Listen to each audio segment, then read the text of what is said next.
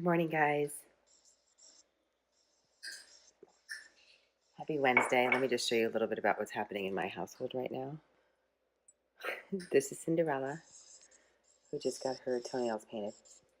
We're going to try to use this quiet time to talk a little bit. I'm a little delayed today. Unfortunately, this is a public service announcement.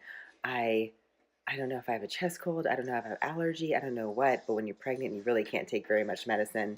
And I'm talking like this because I'm hoping I can get through this without hacking up a lung, which is what I've been doing over the last few days. I can't sleep. And the reason why this even matters is I'm giving a speech on Friday that I've been really looking forward to that gets to share the story about SmartHER news. It's at the SPUR Leadership Conference in Austin. Carly Fiorina speaking. Sebastian Younger, an incredible writer, is speaking. I've been looking forward to it for weeks, and I'm just concerned about being able to talk in front of a crowd and not have to get into like a really bad coughing attack. So I've tried everything. Essential oils. I did the neti pot yesterday for the first time. I can take a little bit of allergy medicine, which I did. But I can't take like the good hardcore cold stuff because I'm pregnant. So if you guys have any thoughts, ideas, suggestions, I will 100% take any advice. This is just, yeah, it's just been a big bummer. And we have a couple really interesting stories to talk about today, and one story that's original content for you on SmartHER News that I know you're not going to see anywhere else, because we had a conversation yesterday with Customs and Border Protection that I want to tell you about. But just a couple things I think you should know. Chicago overnight elected their first African-American female mayor, Lori Lightfoot.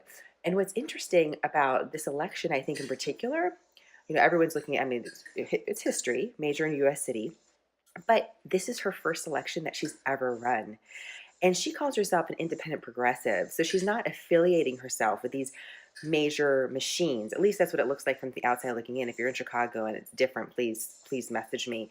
But I think that's one of the reasons why this election matters, not only one of the biggest cities in America, but somebody completely from the outside. And is there anything from that election that we could take in a highly, Democrat area that could tell us a little something about what we could see nationally in the next year or so? So the question I'm asking is this really specific to Chicago, or is there something else that this is telling us about politics in America as we ease into an election year? So that's something I think you should know. There are so many headlines about avocados. Have you guys seen these headlines? I mean, we could do all sorts of stories on the southern border and immigration. You start talking about people's avocados and suddenly it gets really serious. I've avoided these headlines. The reason why they've come in, President Trump made sort of a reference to, I'm going to close the southern border because of the influx of illegal border crossers. Then the initial thought was, well, what kind of effect would that have? Let me see, what kind of effect would that have? And instantly it's like avocados. About 80% of your Haas avocados come from Mexico. And so if the border closes, then we would have as many avocados.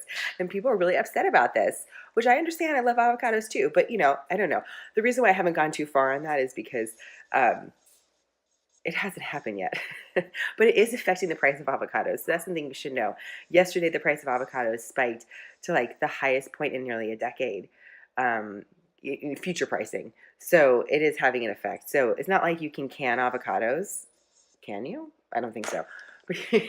So we could see an effect of this, but if it gets more serious, I'll let you know.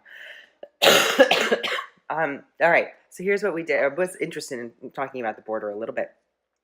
There is a lot of focus on the southern border, but I periodically check in with Customs and Border Protection, just their press releases, because there's always something interesting. And a lot of times when you're seeking news, like the news is out there. It's just in a press release that no one really has noticed. So yesterday I was looking, Customs and Border Protection had a really interesting press release about an arrest made at the northern border. And I thought, I don't really know anything about the northern border at all. And let me just say from the outset, there's no comparison between the northern border apprehensions and the southern border apprehensions. So we're talking about,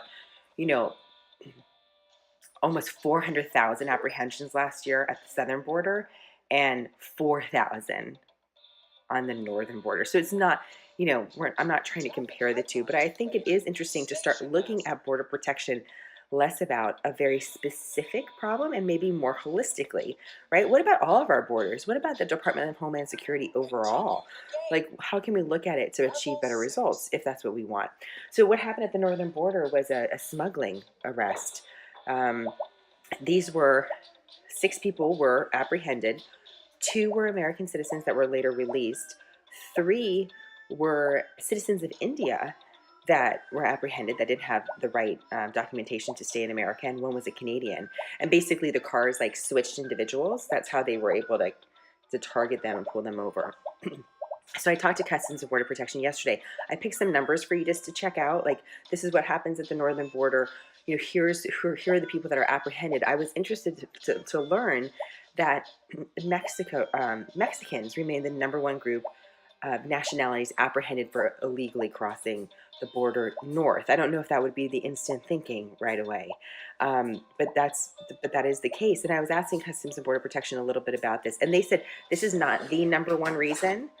You know, they didn't say this is the one reason we're seeing this, but I was asking them. I was looking over the last several years, and I saw that the last several years, apprehensions were like around 2,000-3,000 people for the year.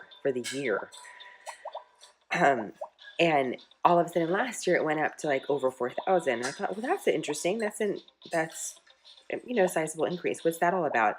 And again, the Mexican nationals are the highest group. So I was asking Customs and Border Protection about that.